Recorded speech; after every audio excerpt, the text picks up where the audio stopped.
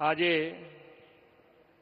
Operation સિંદૂરની સફળતા પછી ગુજરાતની ધરતી પર પ્રથમવાર પધારેલા વિશ્વ નેતા અને યશસ્વી વડાપ્રધાન શ્રી મોદી સાહેબ તથા આયોજન પાર પાડનાર દેશના સૌ સેનાના જવાનોને આ ઓપરેશનની જ્વલંત સફળતા માટે આપણા સૌ વતી ખૂબ ખૂબ અભિનંદન પાઠવું છું. આપ પણ તિરંગો લહેરાઈને સાહેબનું અભિનંદન કરી શકો. આપ સૌ પણ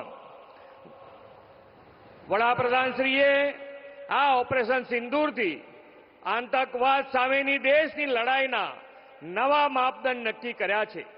હવે આતંકનો જવાબ તરત, સચોટ અને સતત કાર્યવાહીથી અપાશે તેવો સ્પષ્ટ સંકેત તેમણે આપી દીધો છે.